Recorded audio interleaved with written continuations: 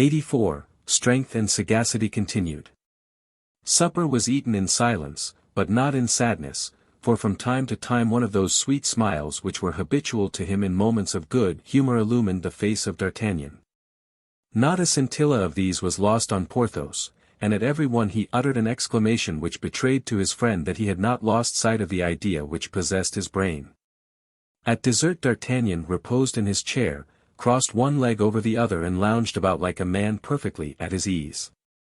Porthos rested his chin on his hands, placed his elbows on the table and looked at D'Artagnan with an expression of confidence which imparted to that colossus an admirable appearance of good fellowship. "Well," said D'Artagnan, at last. "Well," repeated Porthos. "You were saying, my dear friend." "No, I said nothing." "Yes, you were saying you wished to leave this place." "Ah, indeed. The will was never wanting. To get away you would not mind," you added, knocking down a door or a wall. "'Tis true, I said so, and I say it again." "And I answered you, Porthos, that it was not a good plan. That we couldn't go 100 steps without being recaptured, because we were without clothes to disguise ourselves and arms to defend ourselves." "That is true, we should need clothes and arms." "Well," said D'Artagnan, rising, "we have them, friend Porthos, and even something better." "Bah," said Porthos, looking around. "Useless to look, everything will come to us when wanted. At about what time did we see the 2 Swiss guards walking yesterday?" "An hour after sunset. If they go out to-day as they did yesterday we shall have the honor, then, of seeing them in half an hour." "In a quarter of an hour at most." "Your arm is still strong enough, is it not, Porthos?" Porthos unbuttoned his sleeve, raised his shirt and looked complacently on his strong arm, as large as the leg of any ordinary man. "Yes, indeed," said he, "I believe so. So that you could without trouble convert these tongs into a hoop and yonder shovel into a corkscrew?"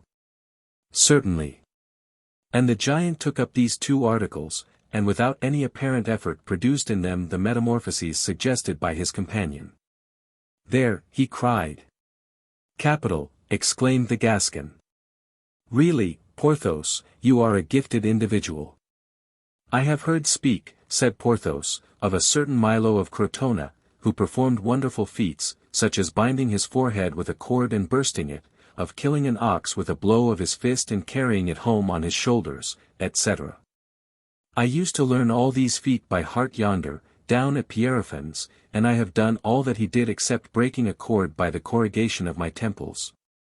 "Because your strength is not in your head, Porthos," said his friend. "No. It is in my arms and shoulders," answered Porthos with gratified naivete. "Well, my dear friend, let us approach the window and there you can match your strength against that of an iron bar." Porthos went to the window, took a bar in his hands, clung to it and bent it like a bow, so that the 2 ends came out of the sockets of stone in which for 30 years they had been fixed. "Well, friend, the cardinal, although such a genius, could never have done that." "Shall I take out any more of them?" asked Porthos. "No, that is sufficient, a man can pass through that." Porthos tried, and passed the upper portion of his body through. "Yes," he said. "Now pass your arm through this opening." "Why?" "You will know presently, pass it." Porthos obeyed with military promptness and passed his arm through the opening. "Admirable," said D'Artagnan. "The scheme goes forward, it seems." "On wheels, dear friend." "Good. What shall I do now?" "Nothing." "It is finished, then?" "No, not yet." "I should like to understand," said Porthos. "Listen, my dear friend. In 2 words you will know all. The door of the guardhouse opens, as you see." "Yes, I see. They are about to send into our court, which Monsieur de Mazarin crosses on his way to the orangery, the 2 guards who attend him. There they are, coming out. If only they close the guardhouse door." "Good. They close it. What, then?" "Silence." They may hear us. I don't understand it at all. As you execute you will understand. And yet I should have preferred. You will have the pleasure of the surprise. Ah, that is true. Hush. Porthos remained silent and motionless. In fact, the two soldiers advanced on the side where the window was, rubbing their hands, for it was cold, it being the month of February. At this moment the door of the guardhouse was opened and one of the soldiers was summoned away. Now, said D'Artagnan, I am going to call this soldier and talk to him. Don't lose a word of what I'm going to say to you, Porthos. Everything lies in the execution. Good, the execution of plots is my forte. I know it well. I depend on you. Look, I shall turn to the left, so that the soldier will be at your right, as soon as he mounts on the bench to talk to us. But supposing he doesn't mount? He will, rely upon it. As soon as you see him get up, stretch out your arm and seize him by the neck. Then, raising him up as Tobit raised the fish by the gills, you must pull him into the room, taking care to squeeze him so tight that he can't cry out. Oh! Said Porthos. Suppose I happen to strangle him? To be sure there would only be a Swiss the less in the world, but you will not do so, I hope. Lay him down here, we'll gag him and tie him, no matter where, somewhere. So we shall get from him one uniform and a sword. Marvelous, exclaimed Porthos, looking at the Gascon with the most profound admiration. Pooh, replied D'Artagnan. Yes, said Porthos, recollecting himself, but one uniform and one sword will not suffice for two. Well, but there's his comrade. True, said Porthos. Therefore, when I cough, stretch out your arm. Good. The two friends then placed themselves as they had agreed, Porthos being completely hidden in an angle of the window. Good evening, comrade, said D'Artagnan in his most fascinating voice and manner. Good evening, sir, answered the soldier, in a strong provincial accent. 'Tis not too warm to walk, resumed D'Artagnan. No, sir. And I think a glass of wine will not be disagreeable to you. A glass of wine will be extremely welcome. The fish bites, whispered the Gascon to Porthos. I understand, said Porthos. A bottle, perhaps. A whole bottle. Yes, sir. A whole bottle, if you will drink my health. Willingly, answered the soldier. Come, then, and take it, friend, said the Gascon. With all my heart. How convenient that there's a bench here. Egad! One would think it had been placed here on purpose. Get on it, that's it, friend. And D'Artagnan coughed. That instant the arm of Porthos fell. His hand of iron grasped, quick as lightning, firm as a pair of blacksmith's pincers, the soldier's throat. He raised him, almost stifling him as he drew him through the aperture, at the risk of flaying him in the passage. He then laid him down on the floor, where D'Artagnan, after giving him just time enough to draw his breath, gagged him with his long scarf. And the moment he had done so began to undress him with the promptitude and dexterity of a man who had learned his business on the field of battle. Then the soldier, gagged and bound, was placed upon the hearth, the fire of which had been previously extinguished by the two friends. Here's a sword and a dress, said Porthos. I take them, said D'Artagnan, for myself. If you want another uniform and sword you must play the same trick over again. Stop. I see the other soldier issue from the guardroom and come toward us. I think, replied Porthos, it would be imprudent to attempt the same maneuver again. It is said that no man can succeed twice in the same way, and a failure would be ruinous. No, I will go down, seize the man unawares and bring him to you ready gagged. That is better, said the Gascon. Be ready, said Porthos, as he slipped through the opening. He did as he said. Porthos seized his opportunity, caught the next soldier by his neck, gagged him and pushed him like a mummy through the bars into the room, and entered after him. Then they undressed him as they had done the first, laid him on their bed and bound him with the straps which composed the bedstead being of oak. This operation proved as great a success as the first. "There," said D'Artagnan, "this is capital. Now let me try on the dress of yonder chap Porthos. I doubt if you can wear it, but should it be too tight, never mind, you can wear the breastplate and the hat with the red feathers." It happened, however, that the second soldier was a Swiss of gigantic proportions, so, save that some few of the seams split, his uniform fitted Porthos perfectly. They then dressed themselves. "'Tis done," they both exclaimed at once. "As to you, comrades," they said to the men, "nothing will happen to you if you are discreet, but if you stir you are dead men." The soldiers were complaisant. They had found the grasp of Porthos pretty powerful and that it was no joke to fight against it. "Now," said D'Artagnan, "you wouldn't be sorry to understand the plot, would you, Porthos?" "Well, no, not very." "Well, then, we shall go down into the court." "Yes. We shall take the place of those two fellows." "Well. We will walk back and forth." "That's a good idea, for it isn't warm. In a moment the valet de chambre will call the guard, as he did yesterday and the day before. And we shall answer." "No, on the contrary, we shall not answer." "As you please, I don't insist on answering." "We will not answer, then. We will simply settle our hats on our heads and we will escort his eminence." "Where shall we escort him?" "Where he is going, to visit Athos." "Do you think Athos will be sorry to see us?" "Oh," cried Porthos, "oh. I understand." "Wait a little, Porthos, before crying out, for, on my word, you haven't reached the end," said the Gascon, in a jesting tone. "What is to happen?" said Porthos.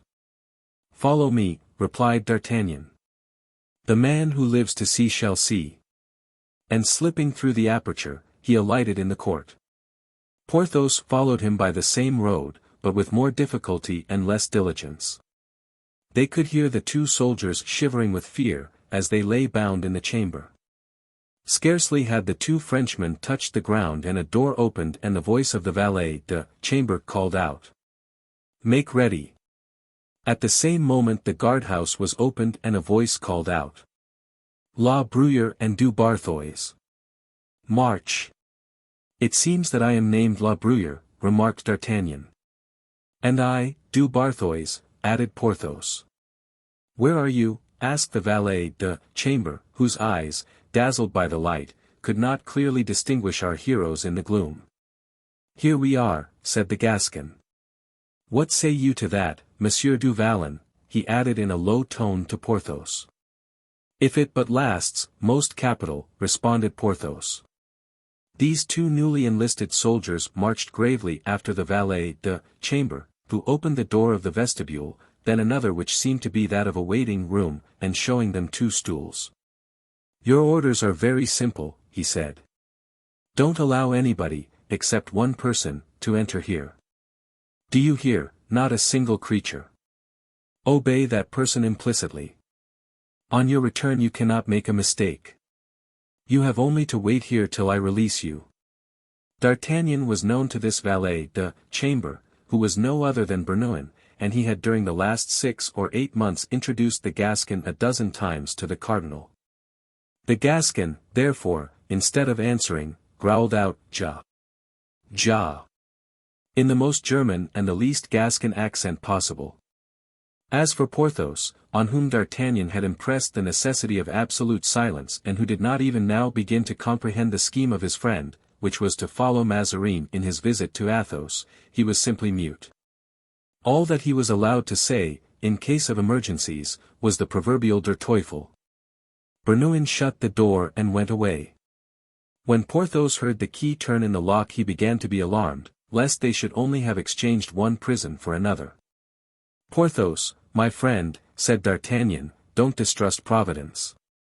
Let me meditate and consider." "Meditate and consider as much as you like," replied Porthos, who was now quite out of humor at seeing things take this turn. "We have walked 8 paces," whispered D'Artagnan, and gone up 6 steps, so hereabouts is the pavilion called the Pavilion of the Orangery. The Comte de la Fere cannot be far off, only the doors are locked. That is a slight difficulty, said Porthos, and a good push with the shoulders. For God's sake, Porthos my friend, reserve your feats of strength, or they will not have, when needed, the honor they deserve. Have you not heard that someone is coming here? Yes.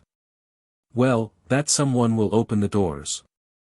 But, my dear fellow, if that someone recognizes us, if that someone cries out, we are lost.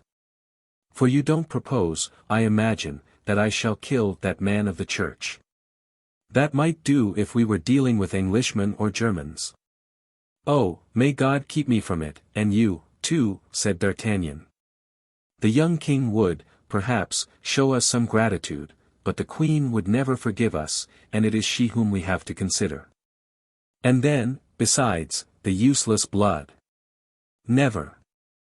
No, never. I have my plan, let me carry it out and we shall laugh. So much the better, said Porthos, I feel some need of it. Hush, said D'Artagnan, the someone is coming. The sound of a light step was heard in the vestibule. The hinges of the door creaked and a man appeared in the dress of a cavalier, wrapped in a brown cloak, with a lantern in one hand and a large beaver hat pulled down over his eyes. Porthos effaced himself against the wall, but he could not render himself invisible, and the man in the cloak said to him, giving him his lantern, "Light the lamp which hangs from the ceiling." Then addressing D'Artagnan, "You know the watchword," he said. "Je," replied the Gascon, determined to confine himself to this specimen of the German tongue. "Tedesco," answered the cavalier, "va bene." And advancing toward the door opposite to that by which he came in, he opened it and disappeared behind it, shutting it as he went. "Now," asked Porthos, "what are we to do?"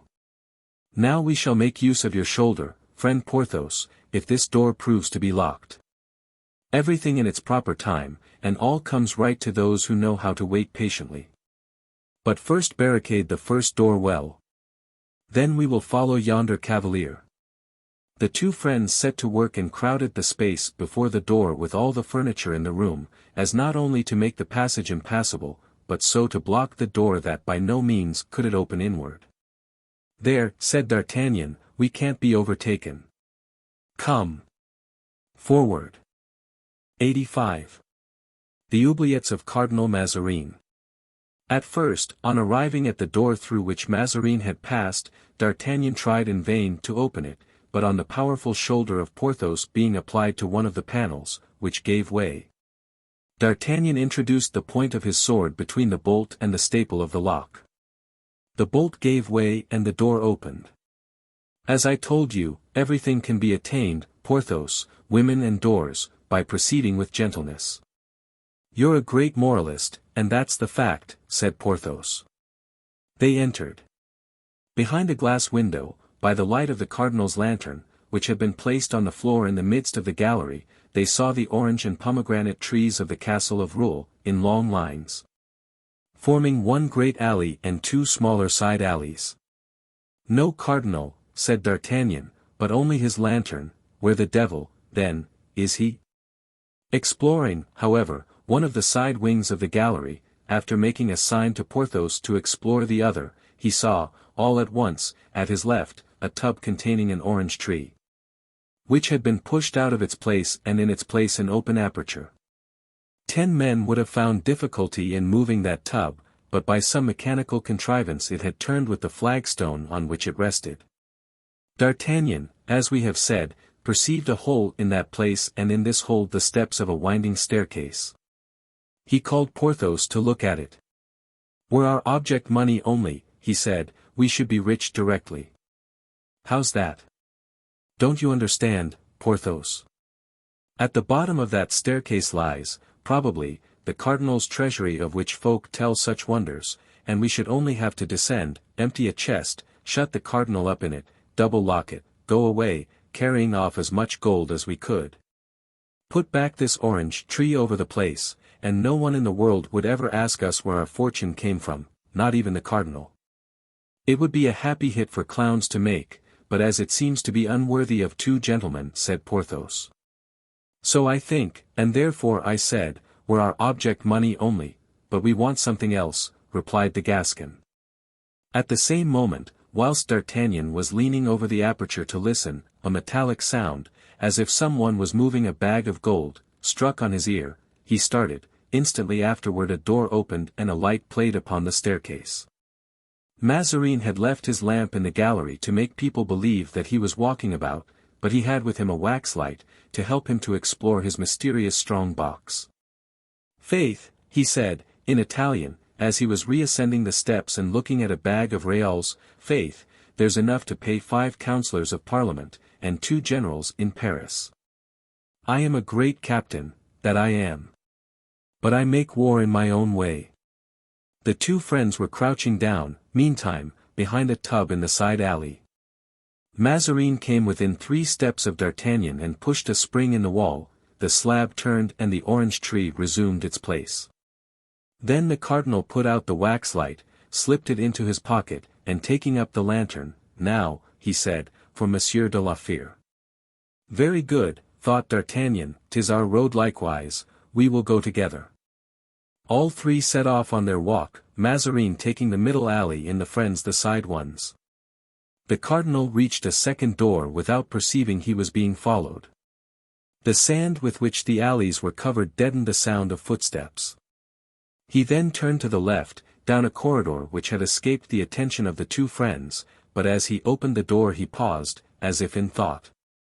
"Ah! Diavolo!" he exclaimed, "I forgot the recommendation of de Comminges, who advised me to take a guard and place it at this door, in order not to put myself at the mercy of that 4-headed combination of devils." And with a movement of impatience he turned to retrace his steps.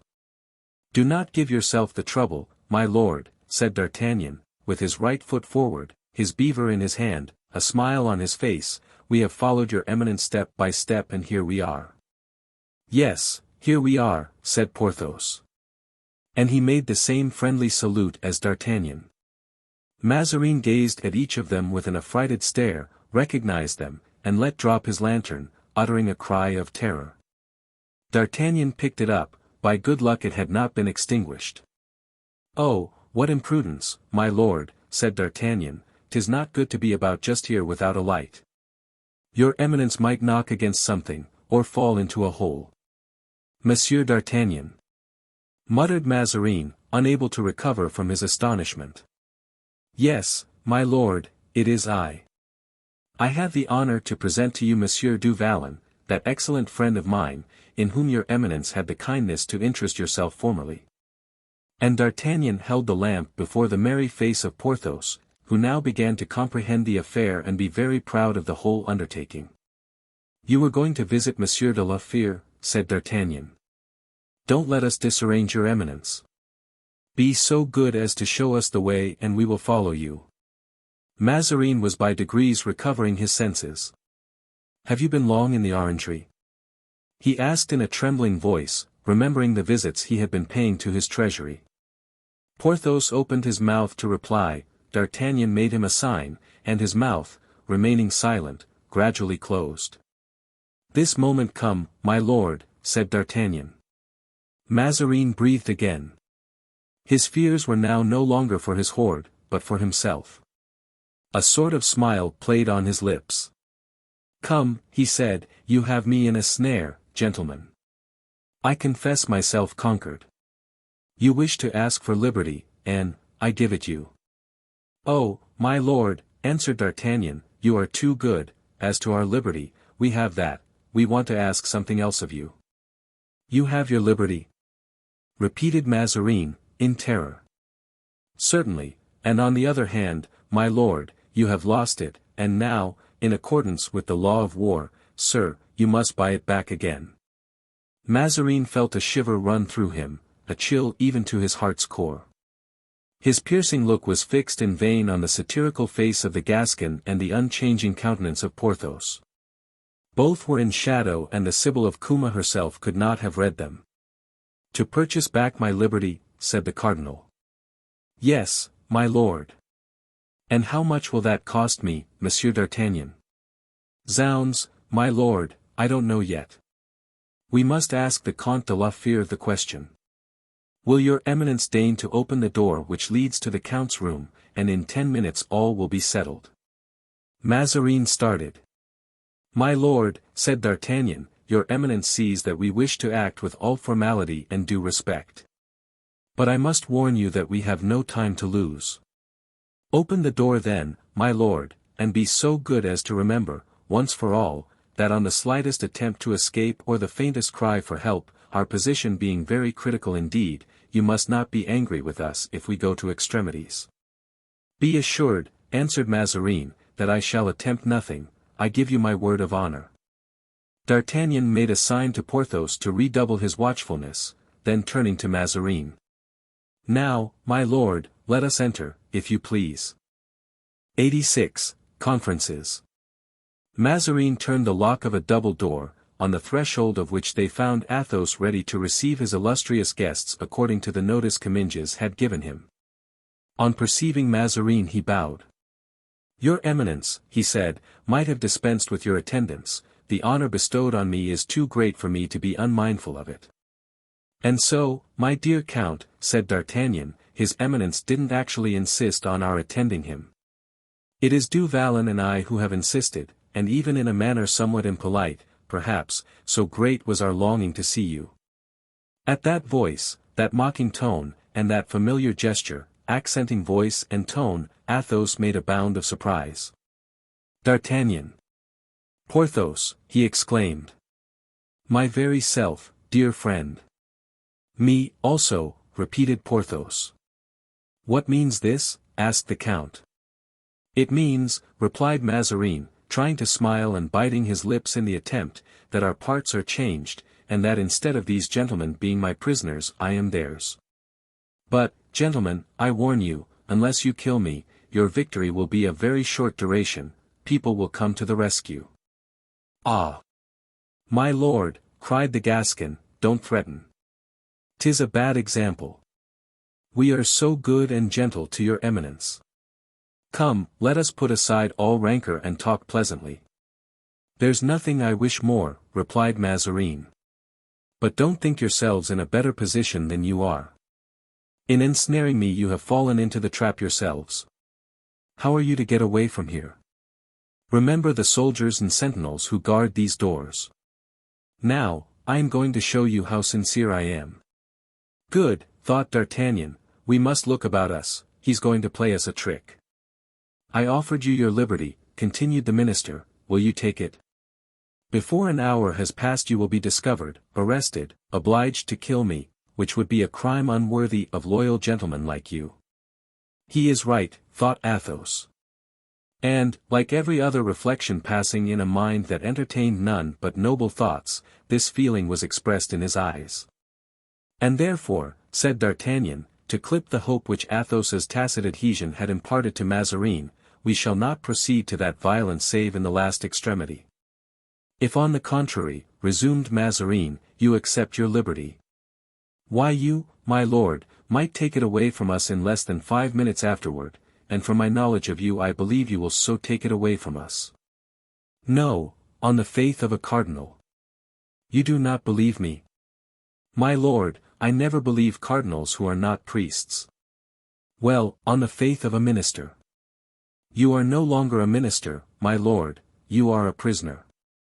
Then, on the honor of a Mazarin, as I am and ever shall be, I hope, said the cardinal. Hem, replied D'Artagnan. I have heard speak of a Mazarin who had not much religion when his oaths were in question.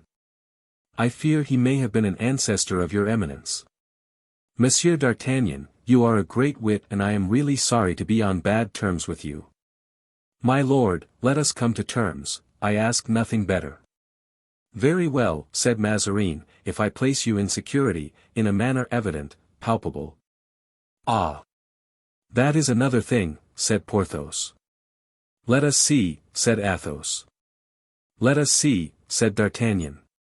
In the first place, do you accept? Asked the cardinal. Unfold your plan, my lord, and we will see.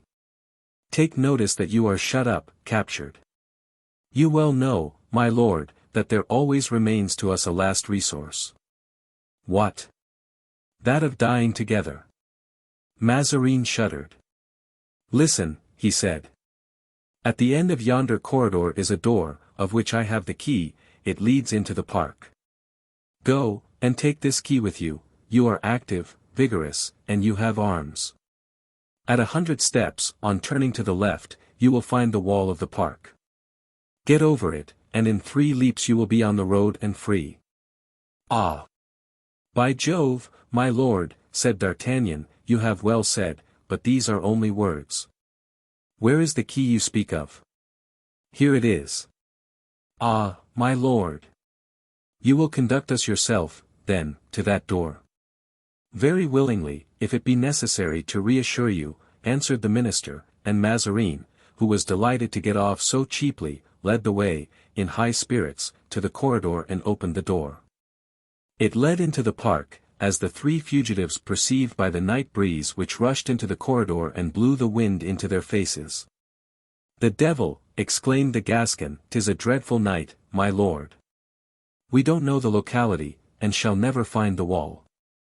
Since your eminence has come so far, come a few steps further, conduct us, my lord, to the wall. Be it so, replied the cardinal. And walking in a straight line he went to the wall, at the foot of which they all 4 arrived at the same instant. Are you satisfied, gentlemen? asked Mazarin. I think so, indeed, we should be hard to please if we were not. Deuce take it. 3 poor gentlemen escorted by a prince of the church. Ah! Apropos, my lord. You remarked that we were all active, vigorous and armed. Yes. You are mistaken. Monsieur du Vallon and I are the only 2 who are armed. The count is not. And should we meet with one of your patrol we must defend ourselves. 'Tis true. Where can we find another sword? asked Porthos.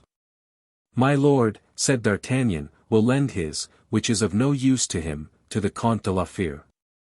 Willingly, said the cardinal, I will even ask the count to keep it for my sake.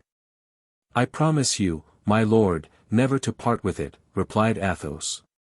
Well, well, cried D'Artagnan, this reconciliation is truly touching. Have you not tears in your eyes, Porthos? Yes, said Porthos, but I do not know if it is feeling or the wind that makes me weep, I think it is the wind. Now climb up, Athos, quickly, said D'Artagnan. Athos, assisted by Porthos, who lifted him up like a feather, arrived at the top. Now, jump down, Athos. Athos jumped and disappeared on the other side of the wall. Are you on the ground? asked D'Artagnan. Yes. Without accident? Perfectly safe and sound. Porthos, whilst I get up, watch the cardinal. No, I don't want your help, watch the cardinal. I am watching, said Porthos. Well. You are right, it is more difficult than I thought. Lend me your back, but don't let the cardinal go. Porthos lent him his back and D'Artagnan was soon on the summit of the wall, where he seated himself. Mazarin pretended to laugh. Are you there? asked Porthos. Yes, my friend. And now? Now, what? asked Porthos. Now give me the cardinal up here, if he makes any noise stifle him. Mazarin wished to call out, but Porthos held him tight and passed him to D'Artagnan, who seized him by the neck and made him sit down by him, then in a menacing tone, he said. Sir! Jump directly down, close to Monsieur de la Fere, or, on the honor of a gentleman, I'll kill you. Monsieur, monsieur, cried Mazarin, you are breaking your word to me. Did I promise you anything, my lord? Mazarin groaned. You are free, he said, through me, your liberty was my ransom. Agreed. But the ransom of that immense treasure buried under the gallery, to which one descends on pushing a spring hidden in the wall, which causes a tub to turn, revealing a staircase, must not one speak of that a little, my lord? Diavolo! Cried Mazarin, almost choked, and clasping his hands, I am a lost and ruined man. But without listening to his protestations of alarm, D'Artagnan slipped him gently down into the arms of Athos, who stood immovable at the bottom of the wall. Porthos next made an effort which shook the solid wall, and by the aid of his friend's hand gained the summit. "I didn't understand it all," he said, "but I understand now. How droll it is." "You think so? So much the better. But that it may prove laughter worthy even to the end, let us not lose time." And he jumped off the wall. Porthos did the same. "Attend to Monsieur le Cardinal, gentlemen," said D'Artagnan. "For myself, I will reconnoitre." The Gascon then drew his sword and marched as avant-garde. "My lord," he said, "which way do we go? Think well of your reply, for should your eminence be mistaken, there might ensue most grave results for all of us." "Along the wall, sir," said Mazarin, "there will be no danger of losing yourselves." The three friends hastened on, but in a short time were obliged to slacken the pace. The cardinal could not keep up with them, though with every wish to do so. Suddenly D'Artagnan touched something warm, which moved. "Stop! A horse," he cried, "I have found a horse." "And I, likewise," said Athos. "I, too," said Porthos, who, faithful to the instructions, still held the cardinal's arm. "There's luck, my lord. Just as you were complaining of being tired and obliged to walk." But as he spoke the barrel of a pistol was presented at his breast and these words were pronounced. "Touch it not." "Grimaud," he cried, "Grimaud. What art thou about? Why, thou art posted here by heaven." "No, sir," said the honest servant, "it was Monsieur Aramis who posted me here to take care of the horses." "Is Aramis here?" "Yes, sir, he has been here since yesterday." "What are you doing?" "On the watch." "What? Aramis here?" cried Athos. "At the lesser gate of the castle, he's posted there." "Are you a large party?" 60. "Let him know." "This moment, sir." And believing that no one could execute the commission better than himself, Grimaud set off at full speed, whilst, enchanted at being all together again, the friends awaited his return. There was no one in the whole group in a bad humor except Cardinal Mazarin. 87. Thinking that Porthos will be at last a baron, and D'Artagnan a captain. At the expiration of 10 minutes Aramis arrived, accompanied by Grimaud and 8 or 10 followers. He was excessively delighted and threw himself into his friend's arms. "You are free, my brothers. Free without my aid. And I shall have succeeded in doing nothing for you in spite of all my efforts. Do not be unhappy, dear friend, on that account. If you have done nothing as yet, you will do something soon," replied Athos. "I had well concerted my plans," pursued Aramis. "The coadjutor gave me 60 men. 20 guard the walls of the park, 20 the road from Rouen to Saint-Germain, 20 are dispersed in the woods. Thus I was able, thanks to the strategic disposition of my forces, to intercept 2 couriers from Mazarin to the Queen." Mazarin listened intently. "But," said D'Artagnan, "I trust that you honorably sent them back to Monsieur le Cardinal." "Ah, yes," said Aramis, "toward him I should be very likely to practice such delicacy of sentiment. In one of the dispatches the cardinal declares to the Queen that the treasury is empty and that Her Majesty has no more money. In the other he announces that he is about to transport his prisoners to Melun, since Rouen seemed to him not sufficiently secure. You can understand, dear friend, with what hope I was inspired by that last letter. I placed myself in ambuscade with my 60 men, I encircled the castle, the riding horses I entrusted to Grimaud and I awaited your coming out, which I did not expect till to-morrow, and I didn't hope to free you without a skirmish. You are free to-night, without fighting, so much the better. How did you manage to escape that scoundrel Mazarin? You must have much reason to complain of him." "Not very much," said D'Artagnan. "Really? I might even say that we have some reason to praise him." "Impossible." "Yes, really, it is owing to him that we are free." "Owing to him?" "Yes, he had us conducted into the orangery by Monsieur Bernouin, his valet de chamber, and from there we followed him to visit the Comte de la Fere. Then he offered us our liberty and we accepted it. He even went so far as to show us the way out. He led us to the park wall, which we climbed over without accident, and then we fell in with Grimaud. "Well," exclaimed Aramis, "this will reconcile me to him.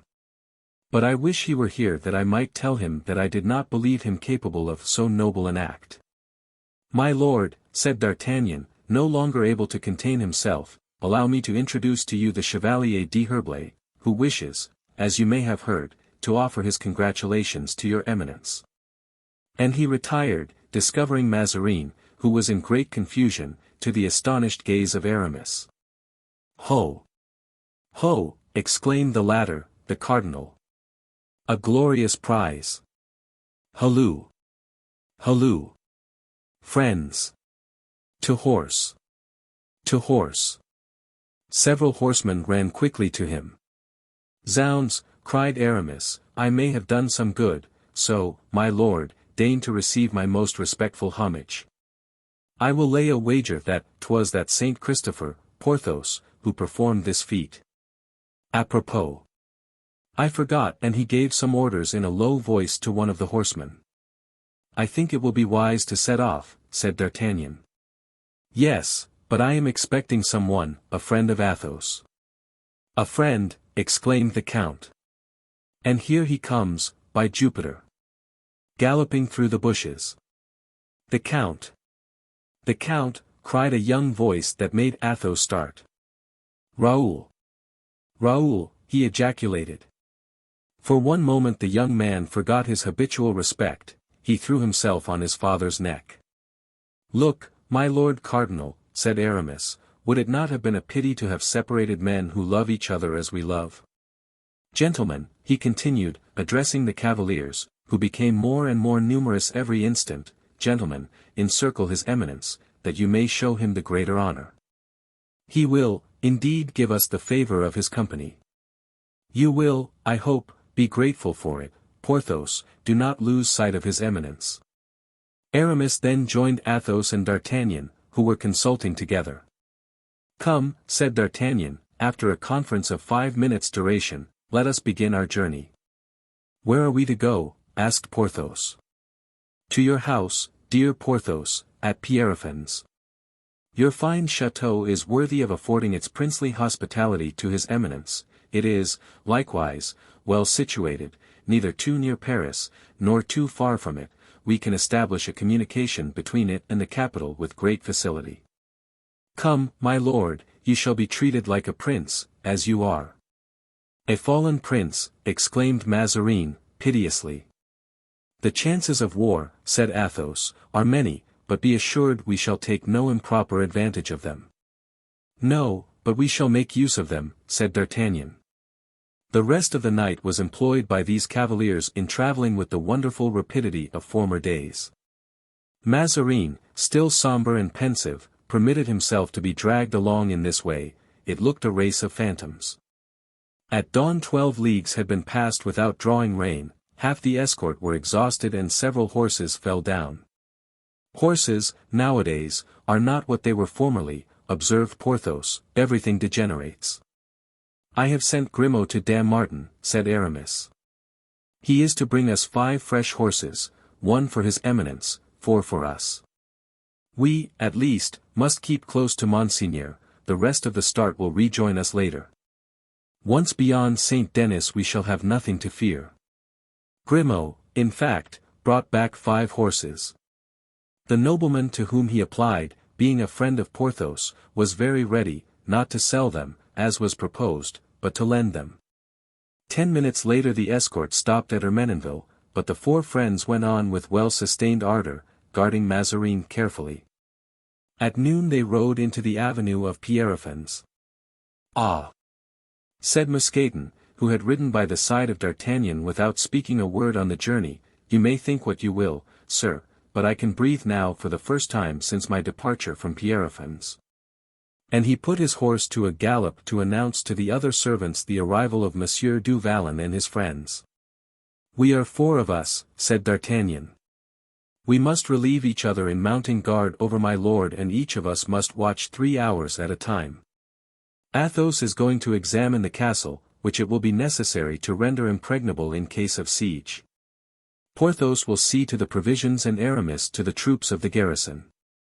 That is to say, Athos will be chief engineer, Porthos purveyor in general, and Aramis governor of the fortress.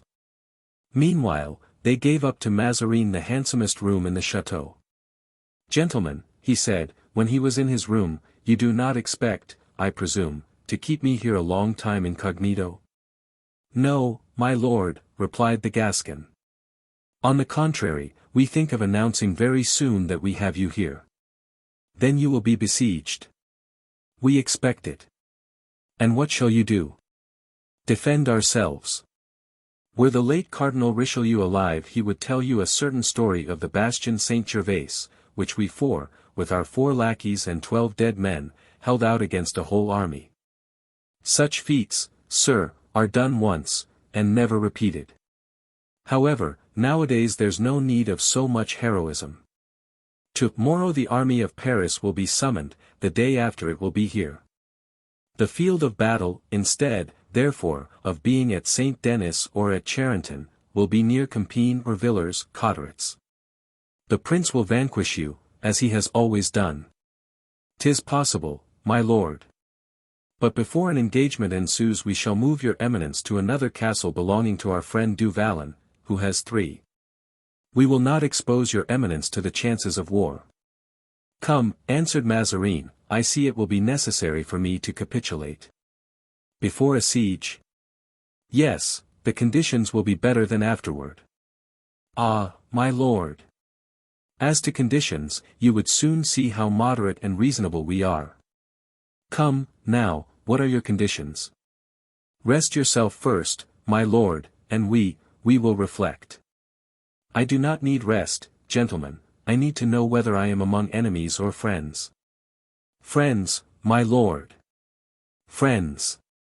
Well, then, tell me at once what you want, that I may see if any arrangement be possible." "Speak, Comte de la Fère." "My lord," replied Athos, "for myself I have nothing to demand.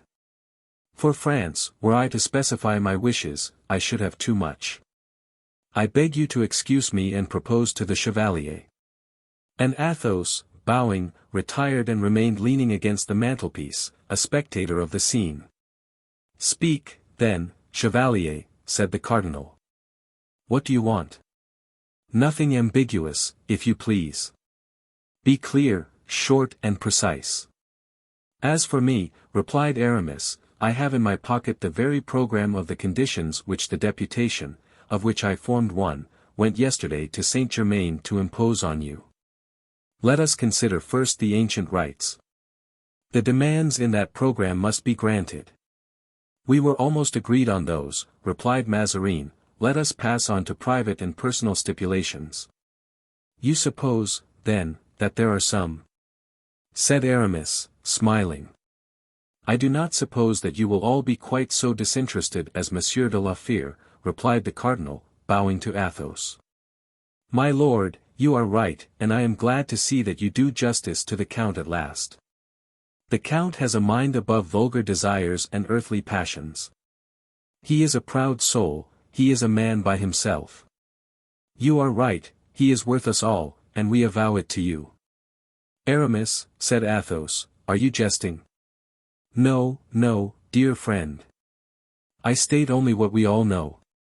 You are right, it is not you alone this matter concerns, but my lord and his unworthy servant, myself." "Well, then, what do you require besides the general conditions before recited?" "I require, my lord, that Normandy should be given to Madame de Longueville, with 500,000 francs and full absolution. I require that His Majesty should deign to be godfather to the child she has just born. And that my lord, after having been present at the christening, should go to proffer his homage to our Holy Father the Pope. That is, you wish me to lay aside my ministerial functions, to quit France and be in exile. I wish His Eminence to become Pope on the first opportunity, allowing me then the right of demanding full indulgences for myself and my friends. Mazarin made a grimace which was quite indescribable, and then turned to D'Artagnan. "And you, sir?" he said. "I, my lord," answered the Gascon, "I differ from Monsieur d'Herblay entirely as to the last point, though I agree with him on the first. Far from wishing my lord to quit Paris, I hope he will stay there and continue to be Prime Minister, as he is a great statesman. I shall try also to help him to down the Fronde, but on one condition, that he sometimes remembers the king's faithful servants and gives the first vacant company of musketeers to a man that I could name." "And you, Monsieur du Vallon?" "Yes, you, sir." "Speak, if you please," said Mazarin. "As for me," answered Porthos, "I wish my Lord Cardinal, in order to do honor to my house, which gives him an asylum, would in remembrance of this adventure erect my estate into a barony. With a promise to confer that order on one of my particular friends, whenever his Majesty next creates peers. You know, sir, that before receiving the order one must submit proofs. My friends will submit them. Besides, should it be necessary, Monseigneur will show him how that formality may be avoided." Mazarin bit his lips. The blow was direct and he replied rather dryly. "All this appears to me to be ill-conceived, disjointed, gentlemen, for if I satisfy some I shall displease others. If I stay in Paris I cannot go to Rome. If I became Pope I could not continue to be Prime Minister, and it is only by continuing Prime Minister that I can make Monsieur d'Artagnan a captain and Monsieur du Vallon a baron." "True," said Aramis, "so, as I am in a minority, I withdraw my proposition, so far as it relates to the voyage to Rome and Monseigneur's resignation." "I am to remain minister, then," said Mazarin. "You remain minister." "That is understood," said D'Artagnan, "France needs you." "And I desist from my pretensions," said Aramis. "His Eminence will continue to be Prime Minister and Her Majesty's favourite, if he will grant to me and my friends what we demand for France and for ourselves. Occupy yourselves with your own affairs, gentlemen, and let France settle matters as she will with me," resumed Mazarin. "Ho! Ho!" replied Aramis. "The Frondeurs will have a treaty and your Eminence must sign it before us, promising at the same time to obtain the Queen's consent to it." "I can answer only for myself," said Mazarin. "I cannot answer for the Queen." "Suppose Her Majesty refuses?" "Oh," said D'Artagnan, "Monseigneur knows very well that Her Majesty refuses him nothing." "Here, Monseigneur," said Aramis, "is the treaty proposed by the deputation of Frondeurs. Will your Eminence please read and examine?" "I am acquainted with it." "Sign it, then. Reflect, gentlemen, that a signature given under circumstances like the present might be regarded as extorted by violence. Monseigneur will be at hand to testify that it was freely given. Suppose I refuse?" "Then," said D'Artagnan, "your Eminence must expect the consequences of a refusal. Would you dare to touch a cardinal? You have dared, my lord, to imprison Her Majesty's musketeers. The Queen will revenge me, gentlemen. I do not think so, although inclination might lead her to do so, but we shall take your Eminence to Paris, and the Parisians will defend us." "How uneasy they must be at this moment at Rouen and Saint-Germain," said Aramis. "How they must be asking, where is the cardinal? What has become of the minister? Where has the favourite gone? How they must be looking for Monseigneur in all corners. What comments must be made, and if the Fronde knows that Monseigneur has disappeared, how the Fronde must triumph." "It is frightful," murmured Mazarin. "Sign the treaty, then, Monseigneur," said Aramis. "Suppose the Queen should refuse to ratify it?" "Ah! Nonsense," cried D'Artagnan, "I can manage so that Her Majesty will receive me well, I know an excellent method." "What?" "I shall take Her Majesty the letter in which you tell her that the finances are exhausted." "And then?" asked Mazarin, turning pale.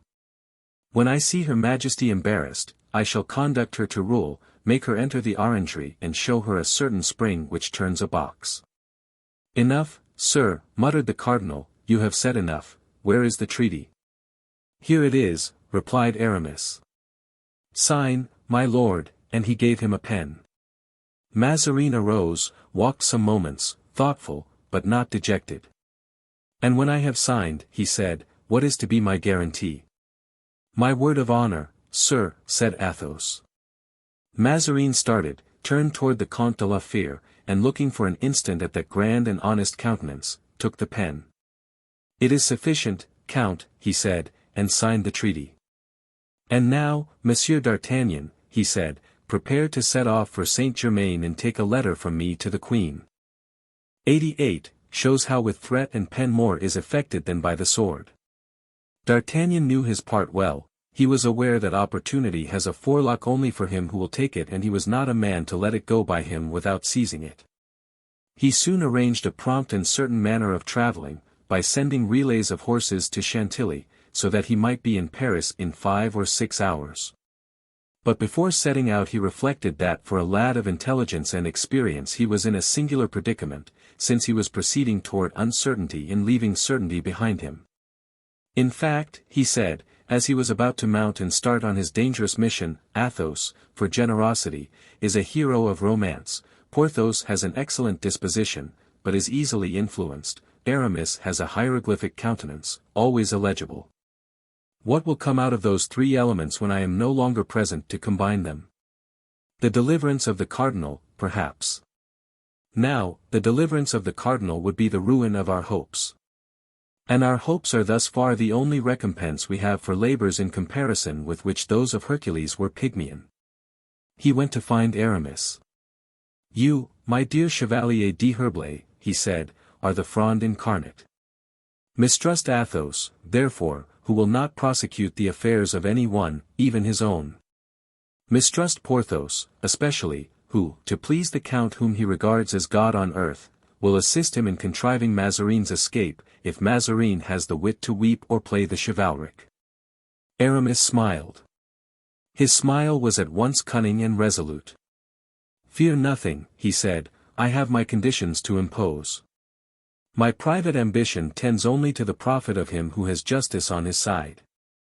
"Good," thought D'Artagnan, "in this direction I am satisfied." He pressed Aramis's hand and went in search of Porthos. "Friend," he said, "you have worked so hard with me toward building up our fortune, that, at the moment when we are about to reap the fruits of our labors, it would be a ridiculous piece of silliness in you to allow yourself to be controlled by Aramis, whose cunning you know, a cunning which, we may say between ourselves, is not always without egotism. Or by Athos, a noble and disinterested man, but blasé, who, desiring nothing further for himself, doesn't sympathize with the desires of others. What should you say if either of these two friends proposed to you to let Mazarin go? Why, I should say that we had too much trouble in taking him to let him off so easily. Bravo, Porthos! And you would be right, my friend. For in losing him you would lose your barony, which you have in your grasp, to say nothing of the fact that, were he once out of this, Mazarin would have you hanged. Do you think so? I am sure of it. Then I would kill him rather than let him go. And you would act rightly. There is no question, you understand, provided we secure our own interests, of securing those of the Frondeurs. Who, besides, don't understand political matters as we old soldiers do. Never fear, dear friend, said Porthos. I shall see you through the window as you mount your horse, I shall follow you with my eyes as long as you are in sight. Then I shall place myself at the cardinal's door, a door with glass windows. I shall see everything, and at the least suspicious sign I shall begin to exterminate. Bravo, thought D'Artagnan. On this side I think the cardinal will be well guarded. He pressed the hand of the Lord of Pierrefonds and went in search of Athos. My dear Athos, he said, I am going away. I have only one thing to say to you. You know Anne of Austria. The captivity of Mazarin alone guarantees my life, if you let him go I am a dead man. I needed nothing less than that consideration, my dear D'Artagnan, to persuade myself to adopt the role of jailer. I give you my word that you will find the cardinal where you leave him. This reassures me more than all the royal signatures, thought D'Artagnan. Now that I have the word of Athos I can set out. D'Artagnan started alone on his journey, without other escort than his sword, and with a simple passport from Mazarin to secure his admission to the Queen's presence. 6 hours after he left Pierrefonds he was at Saint-Germain. The disappearance of Mazarin was not as yet generally known. Anne of Austria was informed of it and concealed her uneasiness from every one. In the chamber of D'Artagnan and Porthos the 2 soldiers had been found bound and gagged. On recovering the use of their limbs and tongues they could, of course, tell nothing but what they knew, that they had been seized, stripped and bound. But as to what had been done by Porthos and D'Artagnan afterward they were as ignorant as all the inhabitants of the chateau. Bernouin alone knew a little more than the others. Bernouin, seeing that his master did not return and hearing the stroke of midnight, had made an examination of the orangery. The first door, barricaded with furniture, had aroused in him certain suspicions, but without communicating his suspicions to any one he had patiently worked his way into the midst of all that confusion. Then he came to the corridor, all the doors of which he found open, so, too, was the door of Athos's chamber and that of the park.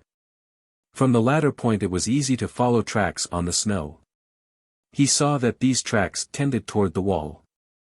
On the other side he found similar tracks, then footprints of horses and then signs of a troop of cavalry which had moved away in the direction of Enghien.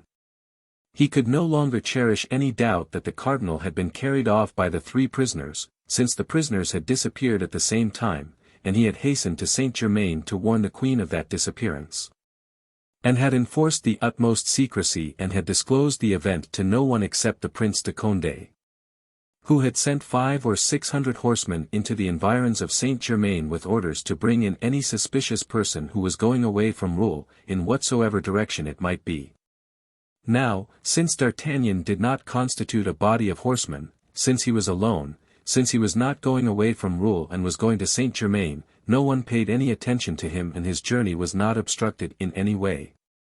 On entering the courtyard of the old château the first person seen by our ambassador was Maître Bernouin in person, who, standing on the threshold, awaited news of his vanished master. At the sight of D'Artagnan, who entered the courtyard on horseback, Bernouin rubbed his eyes and thought he must be mistaken. But D'Artagnan made a friendly sign to him with his head, dismounted, and throwing his bridle to a lackey who was passing, he approached the valet de chamber with a smile on his lips. "Monsieur D'Artagnan," cried the latter, like a man who has the nightmare and talks in his sleep, "Monsieur D'Artagnan." Himself, Monsieur Bernouin. "And why have you come here?" "To bring news of Monsieur de Mazarin, the freshest news there is." "What has become of him, then?" "He is as well as you and I." "Nothing bad has happened to him, then?" "Absolutely nothing. He felt the need of making a trip in the Isle de France, and begged us, the Comte de la Fère and Monsieur du Vallon, to accompany him. We were 2 devoted servants to refuse him a request of that sort. We set out last evening and here we are. Here you are. His Eminence had something to communicate to Her Majesty, something secret and private, a mission that could be confided only to a sure man, and so has sent me to Saint-Germain. And therefore, my dear Monsieur Bernouin, if you wish to do what will be pleasing to your master, announce to Her Majesty that I have come, and tell her with what purpose." Whether he spoke seriously or in jest, since it was evident that under existing circumstances D'Artagnan was the only man who could relieve the Queen's uneasiness, Bernouin went without hesitation to announce to her this strange embassy. And as he had foreseen, the Queen gave orders to introduce Monsieur D'Artagnan at once. D'Artagnan approached the sovereign with every mark of profound respect, and having fallen on his knees presented to her the cardinal's letter. It was, however, merely a letter of introduction. The Queen read it, recognized the writing, and, since there were no details in it of what had occurred, asked for particulars. D'Artagnan related everything with that simple and ingenuous air which he knew how to assume on occasions. The Queen, as he went on, looked at him with increasing astonishment. She could not comprehend how a man could conceive such an enterprise and still less how he could have the audacity to disclose it to her whose interest and almost duty it was to punish him. "How, sir?" she cried, as D'Artagnan finished, "you dare to tell me the details of your crime, to give me an account of your treason?" Pardon, madam, but I think that either I have expressed myself badly or your majesty has imperfectly understood me. There is here no question of crime or treason. Monsieur de Mazarin held us in prison, Monsieur du Vallon and myself, because we could not believe that he had sent us to England to quietly look on while they cut off the head of Charles I. Brother-in-law of the late king, your husband, the consort of Madame Henrietta, your sister and your guest, and because we did all that we could do to save the life of the royal martyr. We were then convinced, my friend and I, that there was some error of which we were the victims, and that an explanation was called for between his eminence and ourselves. Now, that an explanation may bear fruit, it is necessary that it should be quietly conducted, far from noise and interruption. We have therefore taken away Monsieur le Cardinal to my friend's chateau, and there we have come to an understanding. Well, madam, it proved to be as we had supposed, there was a mistake. Monsieur de Mazarin had thought that we had rendered service to General Cromwell, instead of King Charles, which would have been a disgrace, rebounding from us to him. And from him to your majesty, a dishonor which would have tainted the royalty of your illustrious son. We were able to prove the contrary, and that proof we are ready to give to your majesty, calling in support of it the august widow weeping in the Louvre, where your royal munificence has provided for her a home. That proof satisfied him so completely that, as a sign of satisfaction, he has sent me, as your majesty may see, to consider with you what reparation should be made to gentlemen unjustly treated and wrongfully persecuted. I listen to you, and I wonder at you, sir, said the queen. In fact, I have rarely seen such excess of impudence. Your majesty, on your side, said D'Artagnan, is as much mistaken as to our intentions as the Cardinal Mazarin has always been. You are in error, sir, answered the queen. I am so little mistaken that in 10 minutes you shall be arrested, and in an hour I shall set off at the head of my army to release my minister. I am sure your majesty will not commit such an act of imprudence, first, because it would be useless and would produce the most disastrous results. Before he could be possibly set free the cardinal would be dead. And indeed, so convinced is he of this, that he entreated me, should I find your majesty disposed to act in this way, to do all I could to induce you to change your resolution. Well, then, I will content myself with arresting you. Madam, the possibility of my arrest has been foreseen, and should I not have returned by tomorrow, at a certain hour the next day the cardinal will be brought to Paris and delivered to the Parliament. It is evident, sir, that your position has kept you out of relation to men and affairs, otherwise you would know that since we left Paris Monsieur le Cardinal has returned thither 5 or 6 times. That he has there met de Beaufort, de Bouillon, the coadjutor and d'Elbeuf, and that not one of them had any desire to arrest him. Your pardon, madam, I know all that. And therefore my friends will conduct Monsieur le Cardinal neither to de Beaufort, nor to de Bouillon, nor to the coadjutor, nor to d'Elbeuf. These gentlemen wage war on private account, and in buying them up, by granting them what they wished, Monsieur le Cardinal has made a good bargain. He will be delivered to the Parliament, members of which can, of course, be bought, but even Monsieur de Mazarin is not rich enough to buy the whole body. I think, returned Anne of Austria, fixing upon him a glance, which in any woman's face would have expressed disdain, but in a queen's, spread terror to those she looked upon. Nay, I perceive you dare to threaten the mother of your sovereign. Madam, replied D'Artagnan, I threaten simply and solely because I am obliged to do so. Believe me, madam, as true a thing as it is that a heart beats in this bosom, a heart devoted to you, believe that you have been the idol of our lives. That we have, as you well know, good heaven, risked our lives 20 times for your majesty. Have you, then, madam, no compassion for your servants who for 20 years have vegetated in obscurity, without betraying in a single sigh the solemn and sacred secrets they have had the honor to share with you? Look at me, madam, at me, whom you accuse of speaking loud and threateningly. What am I? A poor officer, without fortune, without protection, without a future, unless the eye of my queen, which I have sought so long, rests on me for a moment. Look at the Comte de la Fere, a type of nobility, a flower of chivalry. He has taken part against his queen, or rather, against her minister. He has not been unreasonably exacting, it seems to me. Look at Monsieur du Vallon, that faithful soul, that arm of steel, who for 20 years has awaited the word from your lips which will make him in rank what he is in sentiment and in courage. Consider, in short, your people who love you and who yet are famished, who have no other wish than to bless you, and who, nevertheless, no, I am wrong, your subjects, madam, will never curse you. Say one word to them and all will be ended, peace succeed war, joy tears, and happiness to misfortune. Anne of Austria looked with wonderment on the warlike countenance of D'Artagnan, which betrayed a singular expression of deep feeling. Why did you not say all this before you took action, sir? She said. Because, madam, it was necessary to prove to your majesty one thing of which you doubted, that is, that we still possess amongst us some valor and are worthy of some consideration at your hands. And that valor would shrink from no undertaking, according to what I see. It has hesitated at nothing in the past, why, then, should it be less daring in the future? Then, in case of my refusal, this valor, should a struggle occur, will even go the length of carrying me off in the midst of my court, to deliver me into the hands of the Fronde, as you propose to deliver my minister. We have not thought about it yet, madam, answered D'Artagnan, with that Gascon effrontery which had in him the appearance of naivete, but if we four had resolved upon it we should do it most certainly. I ought, muttered Anne to herself, by this time to remember that these men are giants. Alas, madam, exclaimed D'Artagnan, this proves to me that not till to-day has your majesty had a just idea of us. Perhaps, said Anne. But that idea, if at last I have it. Your majesty will do us justice.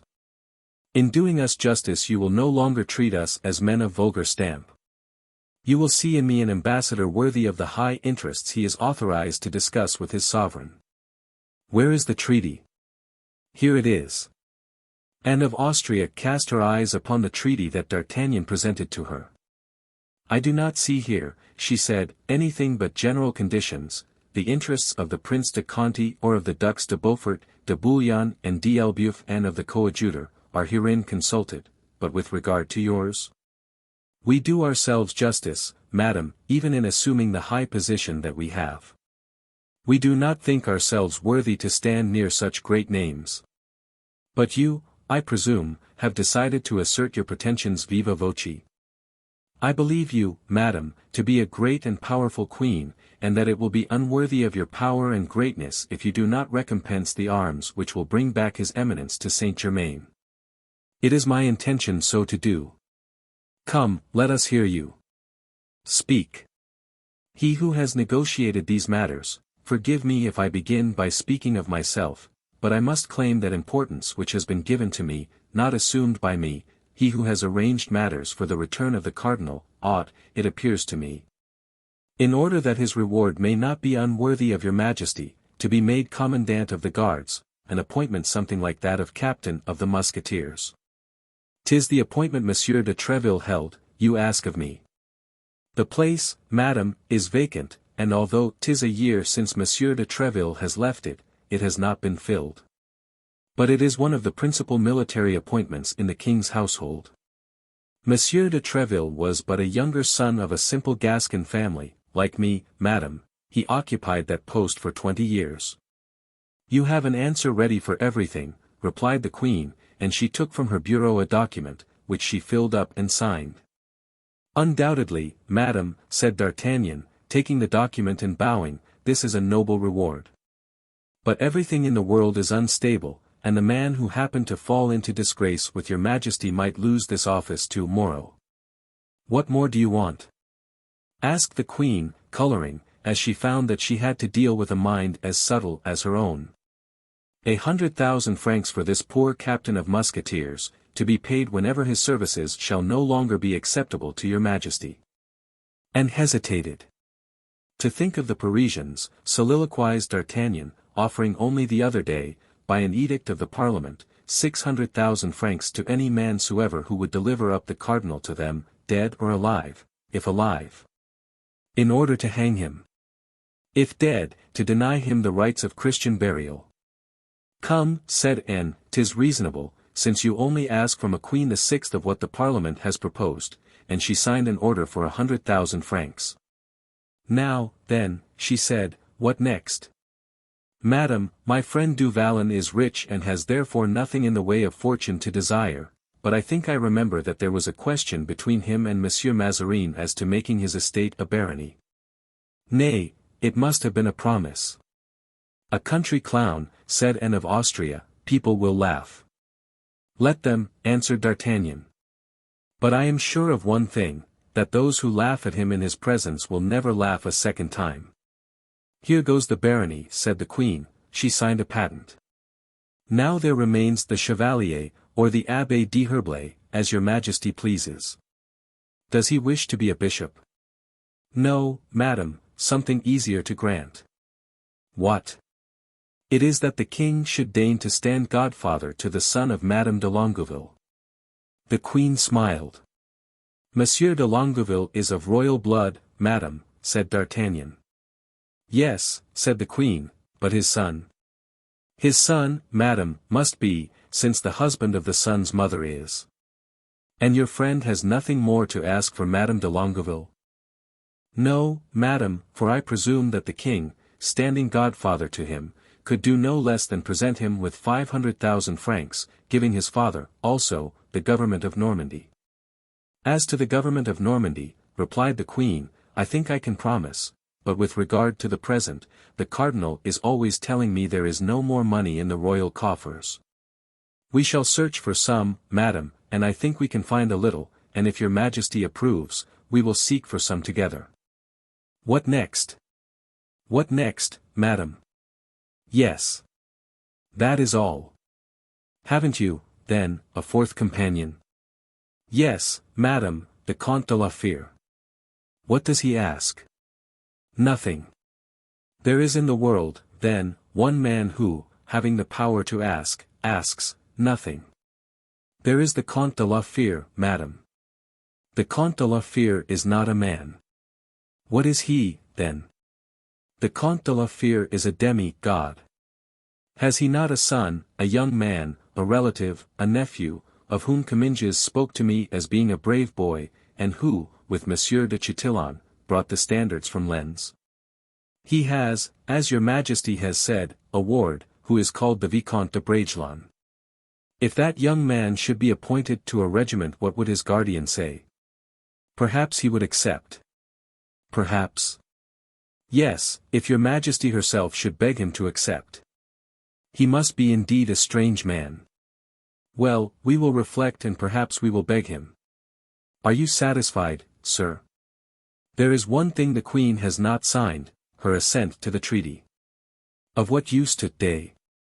"I will sign it to-morrow." "I can assure her majesty that if she does not sign to-day she will not have time to sign to-morrow." "Consent, then, I beg you, madam, to write at the bottom of this schedule, which has been drawn up by Mazarin, as you see. I consent to ratify the treaty proposed by the Parisians." And was caught, she could not draw back, she signed. But scarcely had she done so when pride burst forth and she began to weep. D'Artagnan started on seeing these tears. Since that period of history queens have shed tears, like other women. The Gascon shook his head, these tears from royalty melted his heart. "Madam," he said, kneeling, "look upon the unhappy man at your feet. He begs you to believe that at a gesture of your majesty everything will be possible to him. He has faith in himself, he has faith in his friends, he wishes also to have faith in his queen. And in proof that he fears nothing, that he counts on nothing, he will restore Monsieur de Mazarin to your majesty without conditions. Behold, madam. Here are the august signatures of your majesty's hand. If you think you are right in giving them to me, you shall do so, but from this very moment you are free from any obligation to keep them." And D'Artagnan, full of splendid pride and manly intrepidity, placed in Anne's hands, in a bundle, the papers that he had one by one won from her with so much difficulty. There are moments, for if everything is not good, everything in this world is not bad, in which the most rigid and the coldest soul is softened by the tears of strong emotion, heart-burning sentiment. One of these momentary impulses actuated Anne. D'Artagnan, when he gave way to his own feelings, which were in accordance with those of the Queen, had accomplished more than the most astute diplomacy could have attempted. He was therefore instantly recompensed, either for his address or for his sensibility, whichever it might be termed. "You were right, sir," said Anne. "I misunderstood you. There are the acts signed, I deliver them to you without compulsion. Go and bring me back the cardinal as soon as possible." "Madam," faltered D'Artagnan, "'tis 20 years ago, I have a good memory, since I had the honor behind a piece of tapestry in the Hôtel de Ville, of kissing one of those lovely hands." "There is the other," replied the Queen, "and that the left hand should not be less liberal than the right." She drew from her finger a diamond similar to the one formerly given to him. "Take and keep this ring in remembrance of me." "Madam," said D'Artagnan, rising, "I have only one thing more to wish, which is, that the next thing you ask from me, shall be, my life." And with this conclusion, a way peculiar to himself, he rose and left the room. "I never rightly understood those men," said the Queen, as she watched him retiring from her presence, "and it is now too late, for in a year the king will be of age." In 24 hours D'Artagnan and Porthos conducted Mazarin to the Queen. And the one received his commission, the other his patent of nobility. On the same day the Treaty of Paris was signed, and it was everywhere announced that the cardinal had shut himself up for 3 days in order to draw it up with the greatest care. Here is what each of the parties concerned gained by that treaty. Monsieur de Conti received Damvilliers, and having made his proofs as general, he succeeded in remaining a soldier, instead of being made cardinal. Moreover, something had been said of a marriage with Mazarin's niece. The idea was welcomed by the prince, to whom it was of little importance whom he married, so long as he married someone. The Duc de Beaufort made his entrance at court, receiving ample reparation for the wrongs he had suffered, and all the honor due to his rank. Full pardon was accorded to those who had aided in his escape. He received also the office of admiral, which had been held by his father, the Duc de Vendôme, and an indemnity for his houses and castles, demolished by the Parliament of Bretagne. The Duc de Bouillon received domains of a value equal to that of his Principality of Sedan, and the title of prince, granted to him and to those belonging to his house. The Duc de Longueville gained the government of Pont de l'Arche, 500,000 francs for his wife, and the honor of seeing her son held at the baptismal font by the young king and Henrietta of England. Aramis stipulated that Bazin should officiate at that ceremony and that Planchet should furnish the christening sugar plums. The Duc d'Elbeuf obtained payment of certain sums due to his wife, 100,000 francs for his eldest son and 25,000 for each of the 3 others. The coadjutor alone obtained nothing. They promised, indeed, to negotiate with the Pope for a cardinal's hat for him, but he knew how little reliance should be placed on such promises, made by the Queen and Mazarin. Quite contrary to the lot of Monsieur de Conti, unable to be cardinal, he was obliged to remain a soldier. And therefore, when all Paris was rejoicing in the expected return of the king, appointed for the next day, Gondi alone, in the midst of the general happiness, was dissatisfied. He sent for the 2 men whom he was wont to summon when in especially bad humor. Those 2 men were the Count de Rochefort and the mendicant of Saint Eustache. They came with their usual promptness, and the coadjutor spent with them a part of the night. 89. Difficult for kings to return to the capitals of their kingdoms. Whilst D'Artagnan and Porthos were engaged in conducting the cardinal to Saint-Germain, Athos and Aramis returned to Paris. Each had his own particular visit to make. Aramis rushed to the Hôtel de Ville, where Madame de Longueville was sojourning.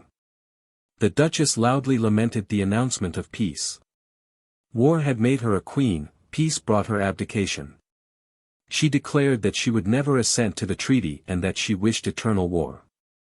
But when Aramis had presented that peace to her in a true light, that is to say, with all its advantages. When he had pointed out to her, in exchange for the precarious and contested royalty of Paris, the viceroyalty of Font de l'Arche, in other words, of all Normandy. When he had rung in her ears the 500,000 francs promised by the cardinal. When he had dazzled her eyes with the honor bestowed on her by the king in holding her child at the baptismal font, Madame de Longueville contended no longer, except as is the custom with pretty women to contend. and defended herself only to surrender at last. Aramis made a presence of believing in the reality of her opposition and was unwilling to deprive himself in his own view of the credit of her conversion. "Madam," he said, "you have wished to conquer the prince your brother, that is to say, the greatest captain of the age, and when women of genius wish anything they always succeed in attaining it. You have succeeded. The prince is beaten, since he can no longer fight. Now attach him to our party. Withdraw him gently from the queen, whom he does not like, from Mazarin, whom he despises. The Fronde is a comedy, of which the first act only is played. Let us wait for a denouement, for the day when the prince, thanks to you, shall have turned against the court." Madame de Longueville was persuaded. This Frondist duchess trusted so confidently to the power of her fine eyes, that she could not doubt their influence even over Monsieur de Condé, and the chronicles of the time aver that her confidence was justified. Athos, on quitting Aramis, went to Madame de Chevreuse. Here was another Frondeuse to persuade, and she was even less open to conviction than her younger rival. There had been no stipulation in her favor.